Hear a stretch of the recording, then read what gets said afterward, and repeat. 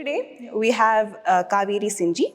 Kaveri Sinhji is an anthropologist and cultural researcher known for her work exploring identity, heritage, and urbanization in India. A graduate in communicative English, psychology, and English literature from Bangalore's Mount Carmel College, she furthered her studies in anthropology at Maryhurst University, USA, and social anthropology through Oxford Trinity's continued education programs. In 2009, Kaveri founded Cultural Rings, offering innovative solutions to integrate diversity and inclusion into organizational operating models, enhancing team performances in companies and academic institutions.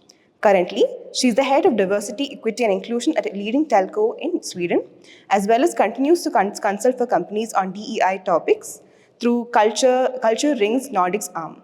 Her latest project, The Bangalorean, a co-work with designer Tanya Singh Khosla, Melissa Parkerton, and Farah Gilani, Katya Antoni, and Chris Page, celebrates Bangalore's diverse cultural fabric. Thank you so much for coming here today. Over to you. Thank you all for joining, and thank you for the grand introduction. I have to live up to what it sounds like. I'm actually a very ordinary Bangalorean. I've been living in Bangalore since I was 19, and I lived here until I was 45. So about 4.5 years ago, we moved to Sweden because I'm married to a Swede, and we have 2 kids, and we had to balance things out. He had lived here for 10 years, and then it was my turn to pay back. But of course, my heart is here, and it has been. In fact, not just from the time I moved here, but for 6 generations. My great-great-great-grandfather moved from Saurashtra in Gujarat to Bangalore, following a marriage alliance in which we got a gift of land. And then they said, why live in the desert of Gujarat when you can actually live in the green garden city of Bangalore? So cantonment was where my family was. My father had 2 moms. One lived in Jaimahal, the other lived in Hutchins Road, Cooktown. And we inherited the home of the one who lived in Cooktown. So after my father retired from the Air Force, he thought very deeply, where should he settle? We had a few choices, but Bangalore made the most sense. Great weather, great people, good food, good music, lots of hobby opportunities, my father's interest in science as well. So from 1993 until he passed in 1999, we lived together as a family. And then I went on to study a little bit more and then work as well in the US and Germany, and then eventually came back here and founded my company called Culture Rings. So Culture Rings addressed the gap that I felt was really unfortunate to have between people coming to India and experiencing the negatives and then taking them only as negatives instead of opportunities. I felt there's so much more that you can actually take back from India as a visitor. So Culture Ring started to curate experiences where you could come in and in the short, like 4 hours to 4 days, you could actually take back the best of India, but not in a cosmetically best way, but in a safe way, but in a very real way. So we wouldn't just take you to the monuments. We wouldn't just take you to the clean, sanitized areas. We would show you reality, but we would try to build empathy through your interactions with people. And for us to enable those interactions, we also needed to have deep relationships with those people who you would be meeting. So for example, our itinerary in Culture Rings, typically, and Deepa, you've been on some of my tours, so you know, we would start with, say, breakfast in a snake temple, where they have a tradition of serving dosas for more than 100 years. They used to serve it for free because the temple used to get a lot of donations. Now that temples don't get that much, they charge money. But we would start there, and then from there take you to KR Market, from there maybe to Koshi's. Maybe then you go to Dhobi Ghat and see how they live. And at some point, people wanted to go even deeper. And they said, we don't want to just see and visit. We also want to be. We want to get into. So my first such inquiry was, I have a teenage son who thinks he's too entitled. Can you take him and make him really experience life to reflect better? So I actually talked to the Dhobi and said, can you take him as an apprentice for a couple of days? And he was from Sweden, you know. Not that they are not that entitled in Sweden. They work much harder than I did when I was a teenager. But still, like to actually have an absence of knowledge of hardship. That was what it was. So when I saw the effect this had on Victor, and he actually lived also your neighbor, Pebble Bay, I realized this can be so educative and so beneficial for everyone, even for the Dhobi community that brought him in. And then after that, he went on to do another experience as a milkman. So to actually live in Malleshwaram for a day and to wash the cows, take out the dung, milk them, deliver them from door to door. So like this, we started to deliver life experiences. And as I continued to do this, I was also helping some companies like build personas. So one of the things that happened with IT coming in is suddenly it was this flat, equal world where anyone, no matter what your caste, your creed, your background, could apply. If you were poor, you could sell things that you have, and it was still worth going to college because you would never have to turn around and worry again once you have that engineering certificate. So I actually joined the IT world in 1997 as a technical writer back then, and then went to marketing. And I saw this, that we were so diverse, we had such diverse backgrounds, and it was almost surprising. And then we were there together in this glass and steel building, so different, but still in a way together. So some companies saw this as an advantage, but most of them struggled with the diversity because they couldn't predict us as Indians. How are you going to behave? What are the contexts in which you can say no? When is a light green, yellow, or red, in your opinion? And when you ask me, I might say something different. The homogeneity was not there.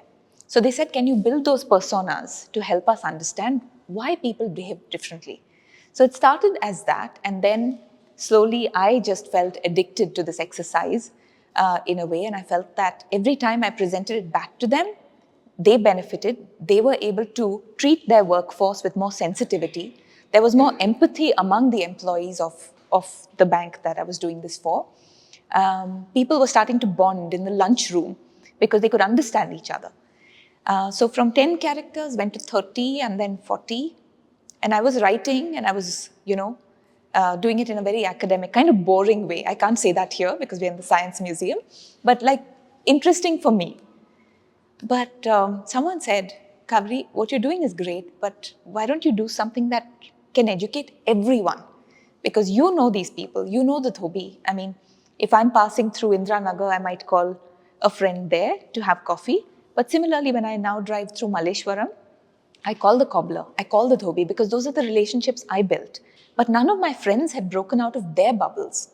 They were all still, restricted to their own societies. And I got inspired and said, I can help bridge that gap. Maybe they'll never go to have coffee with Raju at the Dhobi Ghat, but through this book, they can. So that's how this book project actually started. So I called it Bangalorean. So you can see it, and it's there. It's a rather large, fat book. I had to stop writing at some point so that you could carry it. And I also did not do it alone, because even though I do enjoy writing and research, I felt it needed to be a storybook. So I needed more compelling writers. So some of my clients, like Deepa, who were blogging about the work that I did, I identified a couple of really good writers and I said, would you like to write this project with me? So Melissa Parkerton and Farah Gilani, two of the names that you can see, were the first to join. And then I said, okay, writing is writing, but only I can see the face of the person I'm talking about. So then I brought in Katya, and she became the photographer. And then came Chris, because Katya had to leave. And finally, one of the subjects in the book, Tanya Singh Khosla, she was fascinated. And she said, wow, what are you doing? And she's a designer. And I was interviewing her as a person who has been a change maker in the field of design in Bangalore. And she asked a lot of questions and said, if you don't have a design partner, I'd love to be. So I was in a yes mode. So I said yes. And since then, she kind of took over the creative side entirely. But I'm going to start with what Tanya saw. So when I went to interview Tanya as a designer and to ask her about how did you come into Bangalore and get inspired enough to live here, set up your own practice as a North Indian from the US, why did you choose Bangalore? She had no ancestral roots in Bangalore. But she came in here in the 90s, came to Bangalore, and she was completely floored by the speed at which this city was moving, the way that people were, the attitudes, and also the whole, I think the collective energy of Bangalore inspired her to stay.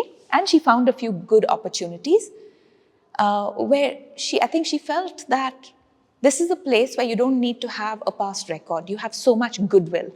So you can be a nobody and come in and you will get an opportunity. So she got a couple of projects within a few months of arriving here. And since then, she has become one of the biggest names in design in Bangalore. So she came in as a designer. And when I was interviewing her, this is the first photograph that she actually saw. This is one of the characters in the book. It's a couple, Janaki and Edwin. He drives a rickshaw, and as you can guess, he also uses the rickshaw as a school bus. And Janaki works as a housemaid. So she cooks mostly. But them as a couple, so that was one persona. And their story, Edwin is no more, he passed away last year.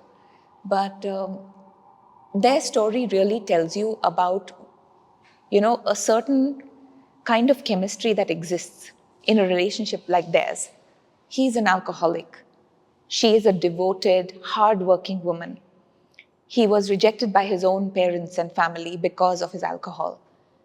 He had been caught for petty crimes when he was young, and he was, and then for him, she became like the goddess who saved him. And she would never leave him even when he abused her, because for her, he was God.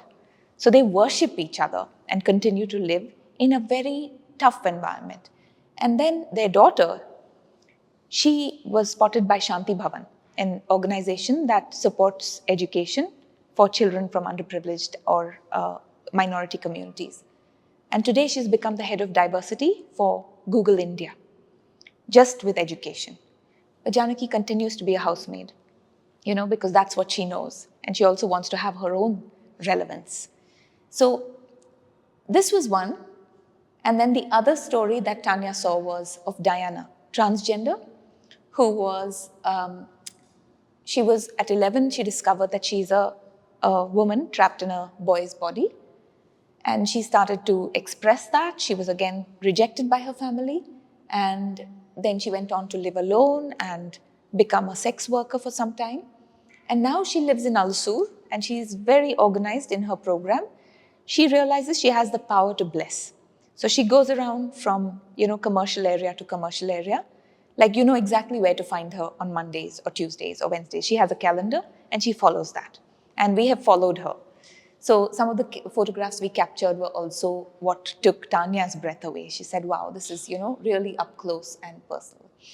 Another is Patrick Wilson, who's an Anglo-Indian, fantastic storyteller. And he just filled us up with stories of his father, grandfather, the Anglo-Indian community in India before the British left, and the status that they had, and which he continued to have, even though some Anglo-Indians went to a whole other level of, being deprived of status. But we got so many insights from him. And then Archana and Sean, so he came with Microsoft, American, and she is from Malleshwaram and has never lived anywhere other than in Malleshwaram. And how they met and became a couple and had a son together, and they had a startup called Dara and another called Jaga. And, the kind of opportunity Bangalore has, and how Sean as an American was treated. Was he ever taken seriously before he married Archana? But after he had lived here for 15 years, then he could actually talk about, politics and with much more authority, and people would take him seriously. So that's another story. And now for the book itself, which many of you have. We'll have another presentation where I'll tell you about the characters. But the book is in 2 sections. So the first part is black and white photos, which are portraits. And the reason why we have these portraits is because instead of having just a catalog in the beginning of names, you actually get a chance to stare. So it's bad manners to stare, but not in a book. So you can actually really go deep into somebody's personality by just looking into their eyes. And the first section of the book is meant to allow you to do that. So you can stare until you notice the flower behind Devi Gowda's ear, you know. And these are the pictures that Tanya got. She waited about 4 hours for Devi Gowda to come out of his house, 4 hours after the appointed time. So she just kept drinking masala chai at the shop outside. And when he actually came out, then she click, click, click. Within seconds, she had this portrait. S.M. Krishna was a little easier. Raju the Dhobi, so he, with his gold bracelet, he embodies what you can be if you're a devoted Dhobi with a great conscience and a willingness to work hard. So of course, there's a bit of mythology, a bit of role modeling, all mixed up in the way that he mentors the future Dhobis. And then Venkatesh the cobbler, with whom I've had many chais in Malleshwaram, how he philosophizes, and he talks about how no matter what happens in Bangalore, life for him remains the same. He says, I ate ragi mudde then, I'll eat ragi mudde now, and next week you come back, I'll still be eating ragi mudde. So my life is not changing, even if the city changes. A DJ or radio jockey and a model who've been married for maybe they've been together for more than 2 decades, but they've been married also for about 15 years. And how the glamour side of Bangalore is and what it is to be a couple that is glamorous. And then the second section of the book is the stories. And this is where, after you finish staring adequately at the people who are portrayed in black and white, then the color of the stories, the colorful lives of these people actually start popping out. So the second section is stories. And what we've tried to do, and what Tanya did very well, is pull out something that is very essential to the story. So there's some people who want to read, some people who want to see pictures, and some people who just want to read bits. Some want to read end to end, but some of them just want some essential bits. So what we've tried to do is cater for all types. And also so that every time you pick up the book, there's something that pops out at you that you didn't notice before. So for example, this photo of Ratnama I chose because she's measuring the kai. And there's so much. Have you seen that when you buy flowers, they don't have a scale? And that always used to fascinate me. How do you tell someone how much kai you want? And I remember my mom once telling the driver to go and bring 20 kai of flowers, and then he came back with too little. And then she was saying, but that's not enough. We need much more for the door. And he said, but that lady was really small. So this is, for me, this is like a nostalgic moment, when my mom used to buy flowers and I used to say, why can't you just send a scale? But also Ratnama talks about herself as a woman in a profession that is dominated by men. And that's something that foreigners who came to Bangalore were fascinated, that most of the construction workers carrying loads on their heads are women. And most of the people working with flowers in the markets are men. And she's a leader, so she employs men in the market. And she talks about how much she has been challenged as a woman, but how she comes out on top, and now she gets respect. And this is the market itself, a photo by our second photographer, Chris Page. And then one of my favorites, Jai. I don't know if you've been here, Deepa, the Kali temple, you've been here. So she says that we're so ambitious in Bangalore. We want to get ahead. And sometimes you're not fast enough. So you need to slow other people down. So she says that people curse each other. They put little magic spells on each other. But she has the recipe to take away those magic spells. So she charges a certain amount for taking out spells, but there's also a tree in her garden where you can go add a spell to someone else. But she said, I don't do that. I don't look at that. It's on my tree. So stories of hers, and then this is what it looked like. Unfortunately, we were looking for a nice sunny day to go and shoot, but the schedules were going all crazy. And finally, we found a rainy night where we captured, really, this is what it was to go to the temple in general. Mucky, blood on the floor, because so many animal sacrifices. So depending on how much you want to achieve with the curse removal, and if the curse is really big, then it could be a lemon if it's a small curse, egg if it's a little bigger, chicken if it's even bigger, and goat is the biggest sacrifice that they make. So the soil is just very red when you go there. And then you have, this is again the black and whites. But again, I think this was an illustration of how, this was an illustration of the sequencing. So apart from the design and the fact that it's broken into two, we also wanted to not just have it like when Tanya asked me, what's the order that you want to have? And I said, we put it alphabetical because it's fair. And she said no, because she hadn't been there during the whole curating and interviewing process. She had a bit of distance. And she looked at it and said, no, but these people are all, there's a certain sequence that can be formed, which is logical, which connects one to the other. So for example, these two are obvious leaders. You know, one has led IT, the other is an example of a woman in leadership and biotech. And following her are two other very powerful women. One is a cop who doesn't accept any form of corruption, and she says, nobody can mess with me. I'm going to create a ruckus, and that's why I'm here. And then there's Kamala, a mother of 4 living in the slum of Bangalore, who had tuberculosis with her 4th child. And while she was sick and away in the village, her husband abandoned the other 3. She came back to find them scavenging and without a home, sharing one blanket. And from that day on, she resolved that my children will never go hungry. So she started with working in a wedding, shamiana in the nights to take home a bag of rice and 100 rupees. And then later on, she was kind of rescued by one particular project called Anu Life, weaving baskets out of waste. And how that project changed her. And then one of her children had some diagnosis, and how they were treated. She was treated in a special school and hospital. So the story of her resilience and courage. And then some of the sequences were simply aesthetic.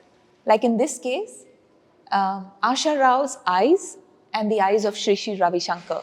Both of them have very powerful eyes. So, powerful and gentle at the same time. So that was something that struck, and that's why they were put together. And then this was, not sure how happy they were, but, we brought in faith and said, faith together. And Mr. Iyengar, in fact, said, Ma, what is this? And then Leena, who was, who's actually my godmother and also was helping me with this project, she just moved her hand over it and says, now it's gone. And this is the hand of Rohit Bakar. So this is again one of the spreads that we have that shows some of the images much closer, where you can really get deeper into what we're talking about. This is the Malleshwaram cowshed, from where you can take an internship there if anyone wants.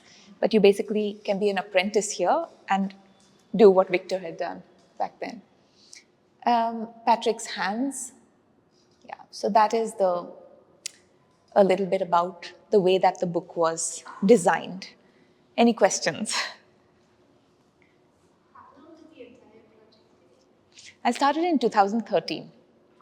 But then in 4 years, I think I wrote 5 articles, because it was always a back burner project. It was never the thing I was doing. But after those 4 years and a very slow pace, I realized that my writing is very boring. And then I called Melissa and Farah. And once they stepped in, I think it was 2017, then it took 2 years. And then COVID happened, 2019. And then again, for 5 years, we didn't talk to each other. And then last year, we started again with the design. And then, I would say if we had really focused, we could have done it in 2 years. But 11 is what it took. So I'm going on to now the photographer, Katya. And these are some of her slides. So unfortunately, my team that was here until last week, they've all gone. So I'm speaking on Tanya's behalf, Katya now. But she actually came up with the idea of having black and white portraits. Because for her, as a Russian, she was a bit surprised by how we in India are looking at each other as different, and we kind of look each other up and down a little, and skin tone is such an important thing. Like I also have an adopted, like for me, I always fought against prejudice. And I principally didn't like it, but I had never experienced it until I adopted a daughter who is dark-skinned, and the prejudice came home. And people who really cared about me and who were really good-hearted people was still giving me recipes on how to make her fairer. And also like telling me not to worry. Things will be better. Not that she's beautiful, but that things will be better. And for me, it really, used to really bother me, and I used to share this. And Katya also had noticed that there's quite a bit of this skin color obsession. So she said, let's just do it in black and white. It's a kind of metaphoric uniformity. So that's how the black and white sequencing came in. And this is Katya. So she, of course, typical expat life, did yoga and, was married. She was a trailing spouse to an expat who worked with IKEA as the head of marketing. She says that she could not be a Bangalorean, but her daughter was born in Bangalore. So she said that I will always have a Bangalorean with me. And but this is her. And she also talked a little bit about what it took and how she had to wait outside with her masala chai and laptop until Devi Gauraji came out, and how it took a few seconds for her to get the click and to catch him with his eyes open. And also that when we were out there, so these are pictures from Dhobi Ghat, where there were times where I couldn't go with Katya. Mostly I went with her, but there were quite a few times where I just said, Katya, I can't, but here's a number. You call them, they'll come out. So I speak many, many languages.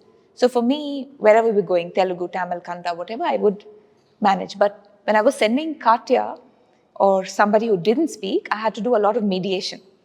So I had asked someone to come out and receive her. But once she was in there, she didn't need a language, So she actually tried out everything that they did herself, like drying clothes, washing clothes, trying to understand how do they not mix up the clothes, trying to take some of the systems back home with her, eating ragi mudde and,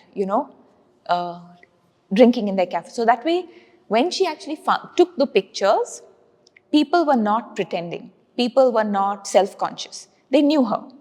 So sometimes, for her, she had this advantage that within minutes she could disarm people and, take down the walls. Not everybody has the ability to do that. So I think that was a real gift which helped her be super efficient.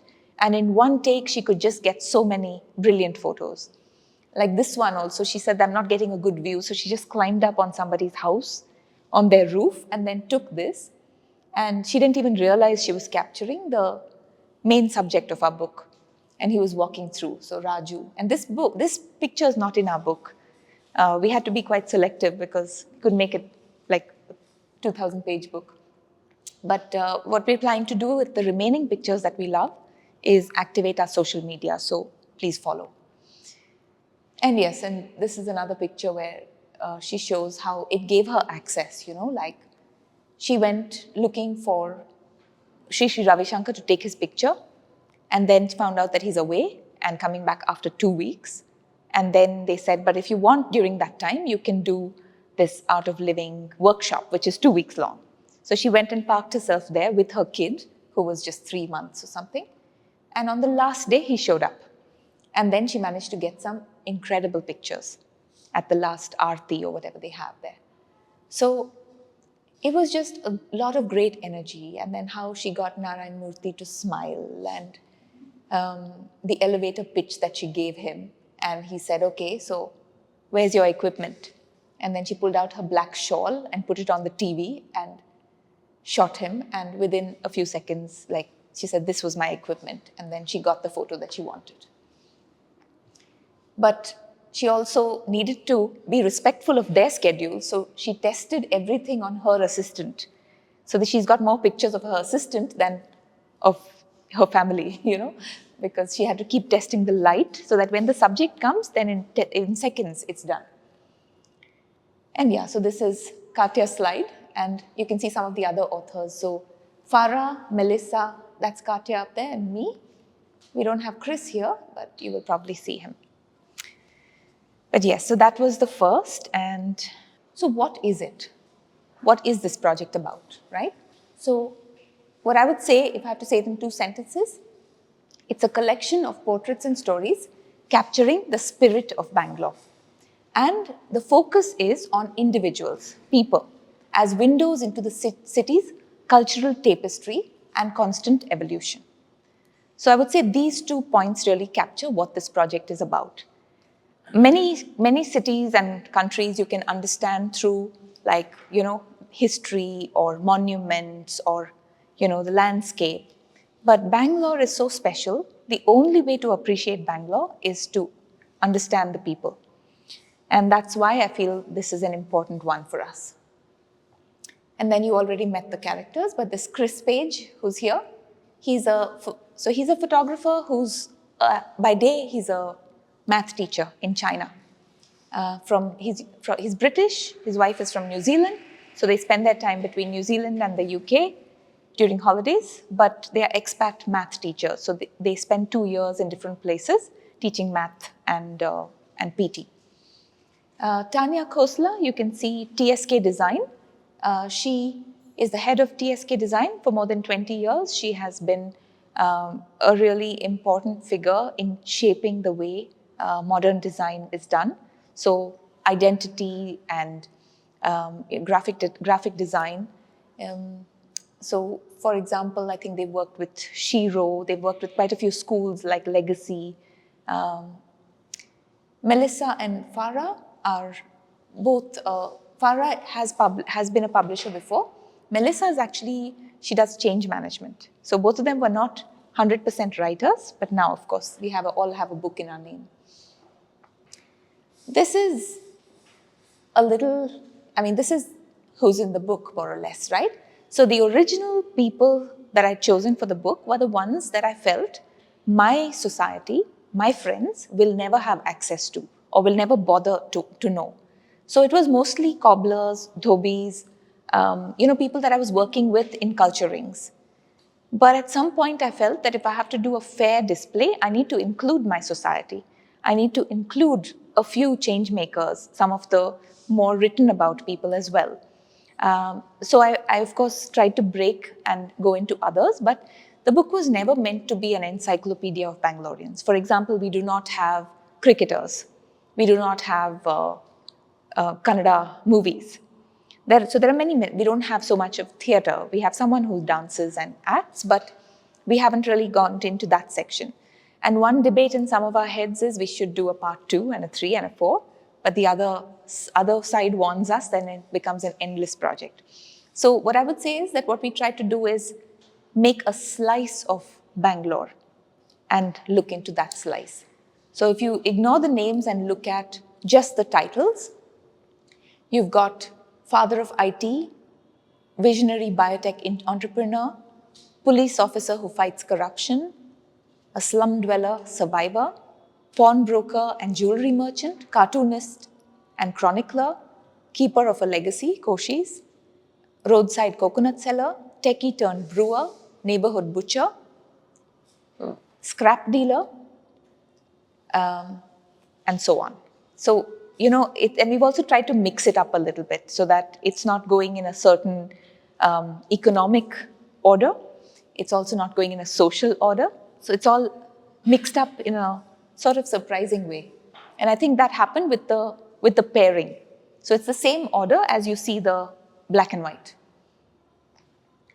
And I already explained to you that we have a design plan where we started with black and white and then went into some pullouts and color stories and full page spreads. And why would we study Bangalore through people? Again, this is because our city is special. It's the only way for us to understand Bangalore is to get a little deeper into the personas that surround us. And the approach and the theme and the method, I would say that one of the things that I really wanted to bring out is change and urbanization as it's happening, because I remember even as a 19-year-old when I came, people used to keep talking about Bangalore being a hill station, and I would see people in monkey caps, and then I would talk about everyone complaining, including my father, who stopped driving a car and got a scooter because he said the traffic is mad. But we're talking about 1993, when there was no traffic. And now, if he had seen. So for me, that urbanization and change was like a top thing in my head if I'm talking about Bangalore. Whereas in Sweden, where I live now, everything's about weather and climate change. We don't talk so much. I mean, we talk a little bit, I think, but not as much as there. It's like you can miss the first 5 minutes of every meeting because they're going to be talking about climate change and the weather. Then stories from diverse religions, ethnic and social backgrounds. So also that, who is a Bangalorean? Like Tanya sometimes says, I'm not really a Bangalorean. But then I said, nor am I in that case. Just because you're not born here, does it mean you're not a Bangalorean? All of us are sort of hybrid. Many of us are not born here, but there is something captivating about the city where even, like last week I was a guide for a tour here because I was here and nobody else was willing to work during Christmas. And they were a Norwegian family that used to live here in Pebble Bay, and they went back and they only lived for 1 year. But they are so attached to the city that they keep coming back. And they keep showing their daughters who are growing up, this is where we were. I mean, how often do we do that, you know? I mean, there are people traveling so much with expat living, but I don't hear the same story of them going back to China or, you know, Germany. And then it's about resilience and adaptation, because with change comes the challenge. With change comes the struggle. And how people like, say, Kamala, or people say like the cobbler, how they view it. Like some of them view it as a non-thing. Some of them see it as overwhelming. So every story that you will read in this book is actually, the focus of the story is, what is it to you? How are you dealing with it? And how does it affect you? And in some cases, why do you even live here? You could be anywhere in the world. Why here? So that's the kind of narrative that we've tried to capture. And the way that we did it is we went interviewing, we went meeting. Every single person has been interviewed, followed, stalked by us a lot, sometimes multiple times. Especially Diana, I think we just couldn't stop following her. We just loved her life. Like we would go before she woke up and she would make her coffee, she would choose her sari, the dry cleaner would come and, you know, she would complain about, you know, the ironing or whatever. And then she would put the starch box out, and then we would, of course, start capturing. And then we would go back, and Melissa and Farah, who are both foreigners, they would be a bit like awestruck, you know. So then I would have to sit and kind of transliterate a little bit, and then translate, and then go on to actually finding the focal points of the story. How is this story different from that story? And what are the highlights of what we've learned from that person that we would like to share with you all. And then, I mean, some of the themes like urban transformation, Narayan Murthy, S.M. Krishna, and Almas. She was my classmate in college. She was a drug addict. She was completely, you know, off. And she ran away to Goa. You know, she got pregnant, had a kid, got beaten up, came here malnutritioned. She was some 39 kilos when she came back. And then her parents said, now you're back, everything's going to be fine. There are call centers here. You can go work there. You can start life. We'll look after your baby. And now her baby is 20-something years old. She found love in that call center, Abhi and she, and their story of the whole struggle, the meeting, and how life became is in the book as well. But, you know, like he brought in the change, he opened the doors, they benefited. So that's how these stories come together. And then like that, there are similar themes like Kamala with the, you know, socioeconomic dynamics, or how Paul is preserving cultural heritage through his caricatures. Tomorrow we're reading at Paul's gallery. So if you want to repeat, you want to hear me again, same stuff, I'll be there. Intersectionality of identity. So Diana and how she navigates the norms with her identity. Yeah, so I don't think I should open the last one, but I thought we should have a little discussion if you're in the mood. And I had 3 questions. So the first one is, what does the Bangalorean, after what you've heard now, reveal about urban anthropology? How is this city affecting us as humans? And how do we affect the change that's coming forward? And what do you feel right now is going on as an interplay between tradition and modernity in Bangalore versus, say, other cities? I think it's fun to compare, right? There's Hyderabad, Pune, Bombay, Delhi, Calcutta. And I don't know so much about Calcutta, but the other cities I've visited a little bit. And then the role of individual agency in shaping city identity. So what role do you think you play as an individual, right? Like for me, I think I played a role because I rebelled a lot. I fought like crazy with my father. And I think there were lots like me. And then I also had a double life. I used to like sneak out and go to the disco. He never knew. I would be back before the morning. And that was me, like 19, 20. I'm 50 now, so I've forgiven myself. But, you know, that was a role I played. And now when I go out, I'm a bit shocked at the liberty. And I think it's such a good thing. Everybody can experiment and be who you are without someone judging you. But I mean, I want you to reflect. So let's talk about any of these that you think are interesting. So pick one and start off. And I normally wait, and if nobody, then I pick somebody. So may the brave begin. So I think a few roots that where we belong to kind of helps. Yeah, there's one which I want to open and show you. Maybe I should just open because someone in the book actually said something similar in a slightly different way. Let me find her. Yeah, here's the quote I wanted to show you. Does this resonate with you down here? You want to read it out?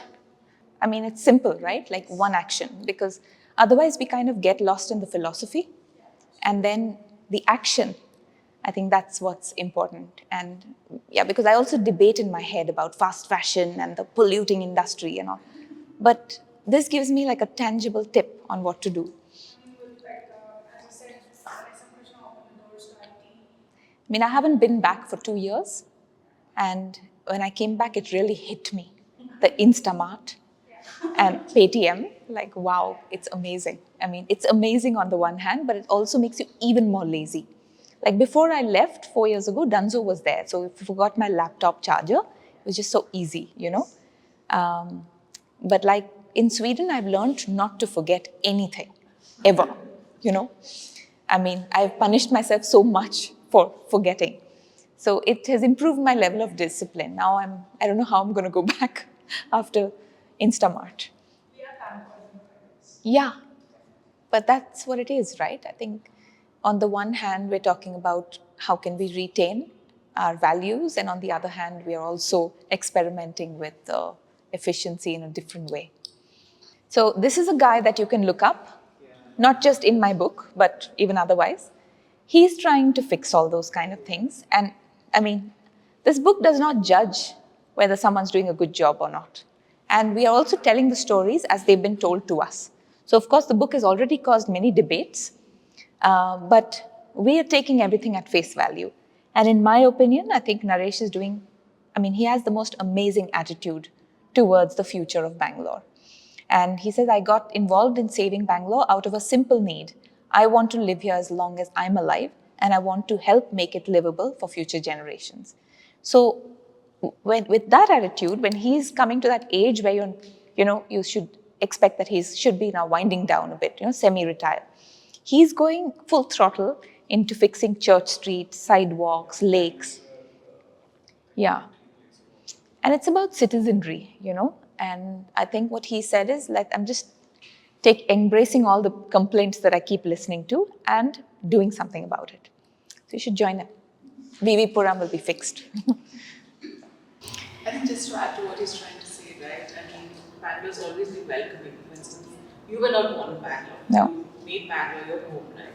I think he continues to do that way, but just that, like you mentioned, a few set of folks who try to instigate the wrong conversations about Bangalore. For instance, I have arguments. I was born and brought up in Bangalore, and I have arguments that the extended side of Bangalore is Bangalore. So I argue with them, like, you haven't seen Bangalore. So you have to come to that side of Bangalore to actually experience it, right? So I think it's more about how they start adapting and exploring the city to feel being a Bangalorean, to be honest. So.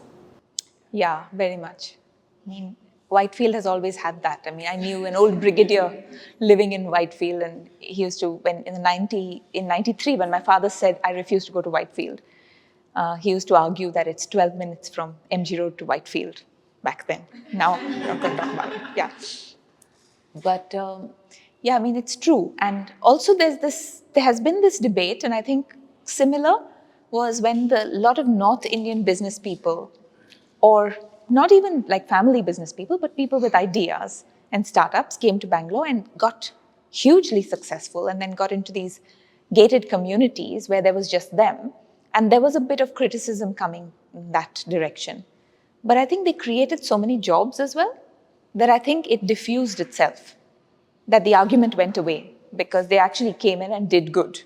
But the suspicion was, oh, they're from the north, so they're not going to do any good. But I think they didn't carry that mentality, which people were expecting to see. But there was a bit of that friction that I saw happening, where if you got out and like, I look North Indian, so they don't think I'm going to speak Tamil. And when I would go and start speaking Tamil, they would just say, oh, you speak Tamil? And then there would be like a whole other chemistry that happened between us. Or Telugu or Malayalam, once I start speaking, it just changes things. So I realized also the power of you wanting to adapt as an outsider, or I think no one here is an outsider, but if you're being treated as an outsider, I think language is a really cool tool to use. I tried telling my husband that. He's Swedish and he's very white. So he tried learning Kannada, but somehow, I don't know, I mean, he would learn and go out and try to talk, and that person would not speak Kannada. He would want to speak something else, and he'd come back, it's useless. And then he'd try learning Hindi and go out and try to speak, and then that person wouldn't want to speak Hindi. So it's tricky, but yeah. Hi, I'm an anthropologist myself, a professor, and I research Bangalore. So Wow. I'm very happy. Congratulations. There's something written on Bangalore. It's very little about the city. So that is the first congratulations that I want to extend to your team. But I am a little academic, and I'm going to throw you a very academic question. Okay. Which is, the history of anthropology is steeped in outsiders studying exotic people. And somehow that has not left anthropology at all. No. And how have you dealt with it? The entire team. How Yeah. have you dealt with the fact that stories are handed to you, but there is always a lens? What is your lens? What is your Yeah. team's lens? And I think when you asked us the question, what is the anthropological lens? I'm curious, what is yours? How do you grapple with the fact that we are the people trying to Describe ourselves. represent something, give voice to something? How do you grapple with that? I think that's something I'd like to hear you. Sure. And then after I finish, then I want to hear your view as an anthropologist as well, because I have not had a conversation with an anthropologist until today about the anthropology of Bangalore. So it would be so interesting to hear you. But the way I looked at it, right, it was a very organic growth for this project. I was going to work on this alone. This was my baby, right? And then when I realized my limitations, I said this needs to be bigger. And I also felt that I'm too close to some of the people. I know them too well. I have my own judgments. And I felt I need someone with a distance. And also the nature of my work was mainly 99% with outsiders coming to India. They were the ones who brought the curiosity. They were the ones who were really listening. Like if I take them to a silk weaver, they were really asking, what is the difference between silk and art silk? And what is it, what is the sari about? You really don't have any stitches. These are things we as Indians just take for granted. So I love that extra curiosity. And that's why, if you see, not deliberately, our team ended up being foreigners. And what Tanya and I, in the end, figured out, and we just laughed about it, is I'm the core of the project. So I hold the core, the concept, the conversations, the translations, the focal points of each story was something that I defined.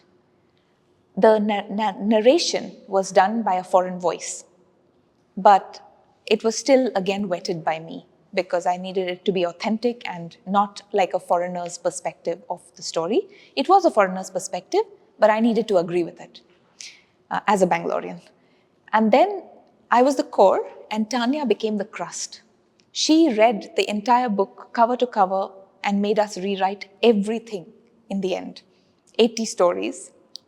No one wanted to do it, but we did it because it was important for us to collaborate and all agree.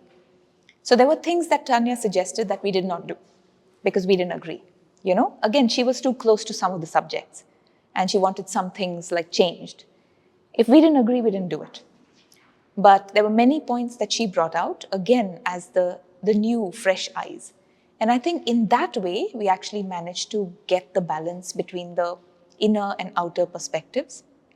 So I think you're right. It's a bit unique that I am a local and I'm talking about the local, right? I'm not like David Attenborough coming here and talking about the people, indigenous people of Bangalore. Yes. So I think it's like the blind men describing the elephant, right? All of us around the elephant with a blindfold, we're all describing it. And I think in the way that you say, it's good for us to keep the blindfold on and just keep describing it. I think when I brought this book out, I had a question we were at the Lit Fest and they were like, do you know that 3 more books have just come out of Bangalore? And I was like, I had no idea because I'm so far out, But I think it's slowly coming. The stories are coming out. I think Kirtana Kumar, whom I know personally, she's written some anecdotal kind of stories. Yeah, yes, there are a few. So would be good to check. Mix fiction and then this. Rupa Pai. So that's 3. But I think Ata Galata, they have a lot of really good books. Was nostalgia a huge part of these narratives? Because that's something I constantly see when people talk. You have the whole background, Yeah. you remember it almost like you imagine. A lot. That was like, for me, the most beautiful part. So for example, Prem Koshi, right? And Paul Fernandez. So those guys had such beautiful stories to tell. And so he says here, the staff have been here since before I was born. I remember a customer saying to me, you know what, Prem? Your staff act as if they own the place. So he's talking about Koshi's. So those of you who might not know, Koshi's is a restaurant that has been running for 4 generations on the crossing of St. Mark's and MG Road. So it needs generally no introduction, but you shouldn't take for granted that everybody knows Koshi's. And Prem is that 4th generation. He, of course, is a theatre person, he's a wildlife conservationist, and he says he's the keeper of a legacy, which is Koshi's. So somebody said to him, you know what, Prem, your staff act as if they own this place. And I said, that's right. They've been owning this place since before I was here. You cannot just motivate people. You need to give them a sense of ownership and belonging. I asked one waiter who was 70 years old with 2 children in the army and who were all able to support him whether he wanted to retire. He responded, I made a promise to your grandfather that whichever one of us survived will look after the other's family. So I am here to look after you. Prem tearfully remembers holding his hand when he took his last breath some years later. So we live here by my grandfather's principle that keeps us alive, to be symbiotic. My grandfather would always say, thank that leaf. She's worked all night to give you what you need to breathe. And of course, thank yourself too for giving her the carbon dioxide she needs to make the oxygen that you need. If you want to understand anything about life, be symbiotic, keep the balance. So there are these kind of bits of nostalgia and romance and, we quite often left homes with tears in our eyes, after we interviewed people. Especially the story of like Janaki, the rickshaw driver's wife, and then there's another beautiful woman, Bhagya. So some of today I did not bring any of them with me, but sometimes I actually bring one of the characters with me from the book, and they talk about their story in first person. So at Catholic Club, I took a few. So Bhagya, who's a woman who gives massages, she talked about how she almost died of hunger because she had no food at home, and her mother was taking all Bhagya's siblings and her to commit suicide in a well just because she couldn't take it anymore. And then a priest from a church passed by and stopped them and gave them a leaflet to go to the church on Sunday where they would get food. And from that day on, she felt that she was born one more time. And then she went through many crises after that, but she carried the faith with her, and she feels God gave her the power to heal. So she started massaging. She learned to massage at a beauty parlor where she was a cleaner. And now she goes home to home. I met her because she used to come to Pebble Bay and massage us. So, and while she was massaging, she told her beautiful story. And then we eventually put her into the book. So, of course, many of these are, it's my lens, like you were asking, what's your lens? And if you got somebody else who does, like I did tours for a living, right? If you get someone else who does tours, I think they'll come up with a completely different list of people. So it'll never be the same, right? The angle.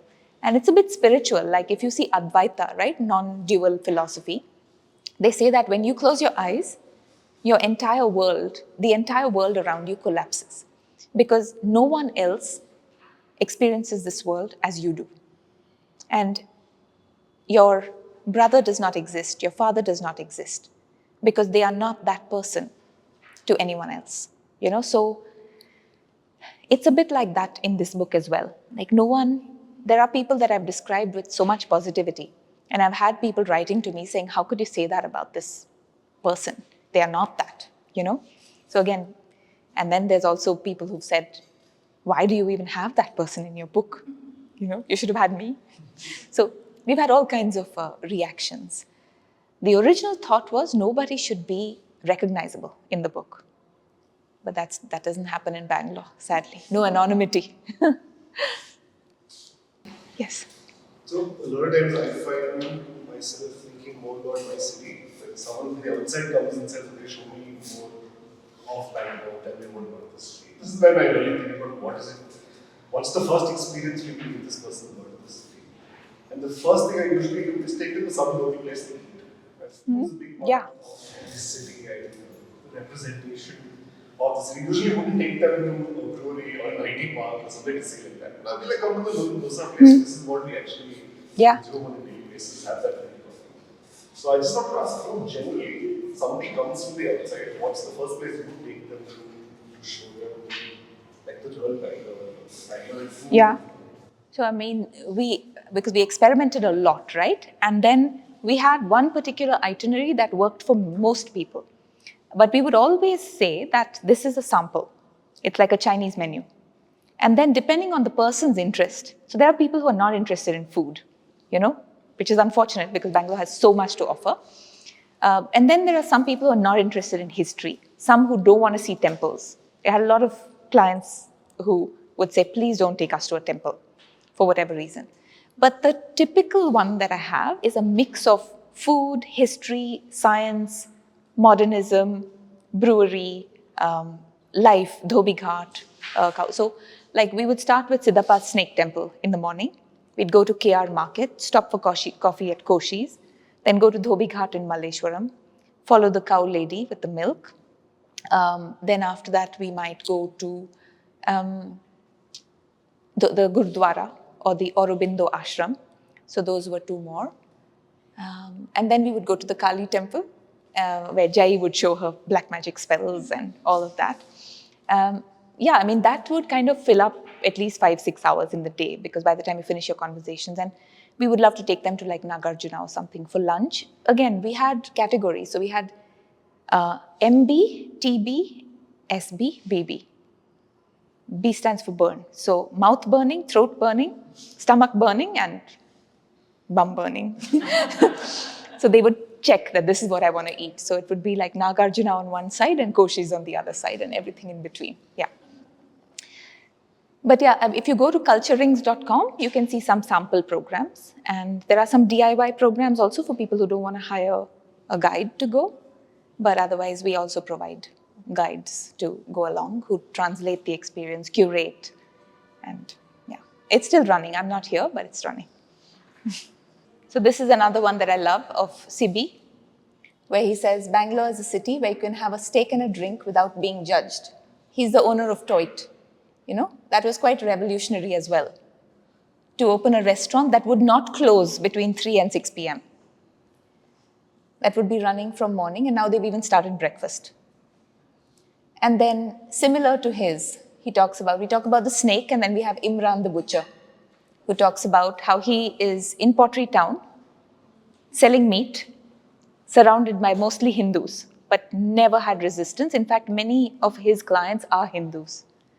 And that's kind of shocking, especially for foreigners. They think, but Hindus, you don't eat meat. But he says, most of my customers are Hindus. And then Fayaz, who's quite nostalgic and talks about how he made a great living. He gave up his career in engineering to take over his father's business in dealing with scrap. And what we've also tried to do is, apart from the stories that people give us, also do a little bit of research into the history. So how did the scrap market come up in Shivaji Nagar, right? So it's a small triangular area of 2.7 kilometers with more than 1,000 shops. They all sell second-hand car and scooter parts, but also have old police, army, and air force uniforms bought by aspiring watchmen to look authentic and credible for job interviews. So I don't know if you knew this, but they sell full military gear so that when you're going for an interview to be a watchman, you really look the part. And the market has been raised many times by the police, who suspect these goods may be stolen. An understandable assumption, since there are no records of where items come from. So you can go and sell the rear view mirror of your car for a small amount. They will buy it and keep it and resell it. They will not ask you for a receipt, or for your phone number. So that's why it's always come under scrutiny, but nothing has ever been found amiss. So yeah, if we scroll, and then there's Lupa, where Manu Chandra has started a new restaurant. The door-to-door knife sharpener, Shahid Babu, and how his business is doing now with the new steel knives that you never need to sharpen. Archana and Sean, who are a couple representing traditional and modern. Janaki and Edwin in the rickshaw. This is Bhagya. She's the one who massages people and believes that, like, if you ever say, really nice, Bhagya, that's great, you took away all my pain. She says, not me, Jesus. So she talks about the healing power, and that's where Chris took a beautiful picture of her hands, where she believes Jesus has given her a gift. And then there's Diana, and we don't have even half the pictures we took, like not even a 10th of what we took. Like, we got access into the madrasa, which is so incredible, with all those beautiful children learning. And it's not religious studies. They were being taught respect. Like, when we walked in, they said, it first talk about respect and courtesy. And how Janardhan Iyengar goes to the temple every morning, and if he misses one day, he feels uncomfortable. And Gajalakshmi, who walks her cow door to door in Malleshwaram even today. And we went on to Tetra Pak long ago, but she still says that people still believe that this is more authentic. And then there's Jitu Virvani, who's a builder. And not just a builder, he's also a visionary, where he saw that you needed a different kind of education with the amount of expats coming in and people, foreign returning Indians, right? Like Indians returning from abroad who wanted to have a different kind of education. So he opened Embassy's Stonehill School, and then riding school and tech parks. And so he really went ahead of the demand. And somebody who had family money, Sanjeev Shanmugam, and how he took that and his privilege and pays it forward in a way.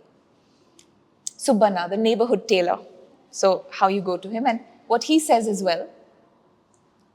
He says, ready-made clothes are still a novelty, and many prefer to choose specific cloth for their kurta or shirt and then combine it with matching scarves and pants. He's been working at the same shop for 30 years. Sari falls, blouses, petticoats are best when they are custom tailored on each body, and no ready-made option can replace them, which is true. So as long as we are wearing saris, we will want tailors. Yeah, I think we can end now, because seems either they don't want to ask, I look too scary, or they're satisfied. Yay, Asif Bhai, there you are. So, the people who you covered, did you know them or did you interact with them? I mean, did you have some kind of a make that character? What was the overall gist of the character? Yeah, so I think we started with people whose stories fascinated me, like Kamala in the slum, right? Where her existence and her life was so incredible. So it was people I was interacting with on my tours when I was doing the cultural tours. But then when I took a step back and I looked at the range of personas, then I felt that I need to find, say, a transgender, or I need to find a gay couple. Then it went to like not the people I knew, but actually a little bit of like networking and find out. I did not know SM Krishna personally or Devi Gowda, so I had to go find them. So I think it's a mix. There are people, of course, here who it was very obvious, right? I need a builder. I reach out to Jitu Virvani because I know him. But in some cases, I took a more objective approach and looked for a certain person through people. So the cultural aspect of the human behavior is what you wanted to capture in the whole Bangalorean thing. Is it what it is? It was more, what does this city mean to you? And who are you in this city? How are you relevant in this city, and how is the city relevant to you? Why do you choose to live here and not somewhere else if you have a choice? What have been your challenges? What delights you? Why do you feel this is home? There are cases where there are people who don't think this is home, where they just want to come, make a buck and leave. Like one of the people that we interviewed, he just wants to work and he wants to go back to his village. So there is that persona as well. But I think majority have a very romantic attachment to Bangalore. And that I think is what becomes the essence of Bangalorean. Like my husband has just walked in. He lived in India for 7 years, 8 years, and then 2 extra years up and down. But he considers himself Bangalorean. Yeah, people don't believe him, but he's Bangalorean. He's even acted in a Kannada movie. So. But what about the character of Bangalore outside the international profile is different? How do you think you would relate this particular profile with the international, expectation of what Bangalore is supposed to be the IT capital, the IT hub, modern city, and Silicon Valley, etc., etc. And how do you bridge that gap between that and these real characters who depict the cultural aspect of Bangalore? Yeah, so it is very much portrayed in this book as well. Like Naresh Venkatraman is an urbanist, SM Krishna, the one who opened the doors, Narayan Murthy, who created those IT jobs in the first place, Almaz, Zakira, and Abhi, who actually are an example of how the IT revolution has changed our lives for the better and continues to do so. So there is a portrayal of that as well. But I think that's exactly what we want this book to go out and do, to educate people on who is a Bangalorean. What is this city really? Because it's very easy to come here, live in your hotel, go to the IT park, and then be very satisfied that that's what you expected. But when will you really empathize with the people who are going to work for you? Yeah, you have to understand them. You have to know their stories, their hardships, their victories, their challenge. How many cows did their father sell to be able to send them to engineering school? That story needs to come out. Then you understand why is the behavior in a certain way. Why is this person not... I mean, I remember when I was working in Siemens, there was this criticism that was coming like, why do you guys not take risks? You should be able to step into your boss's shoes sometimes and make those decisions. Will you do that when you have so much expectation from your family to keep your job, to continue to get promotions? Will you risk it? No, we play it safe. So again, it's not the behavior of every Indian, but when you see someone hesitating, there's a reason. And the only way you understand that reason is by understanding that person's story. So that's the kind of storytelling that's happened in this book. So you empathize. You will recognize, and that's also the design, right? Like if you see this, as a Bangalorean, if you hold this to your face, you see a reflection of you. And that's also what the book is supposed to do when you go through it on the inside. Yeah, I mean, otherwise it's like Bull Temple, Vidhan Soda, and ISKCON Temple, and then that's Bangalore, right? But you have to know the people. Otherwise you don't know Bangalore. So was there a sort of filtering while you were talking to each and every one of them? No, I think you have to win the trust. And that was what, like when we started to give life experiences as an offering. So if I wanted to get you an internship as a dhobi, then firstly I needed to have a decent relationship so that the dhobi trusts me that I'm bringing somebody here to intern with him. So it took a lot of relationship building for us before we conducted these interviews. But I think after like 10, 20, 30 interviews, we got good at it. You also knew what they don't want to hear. You also didn't give them unnecessary information. And I think elevator pitch, right? You need to tell them that you're doing this for a good reason. What is that good reason? So are you writing a book? Are you writing a documentary?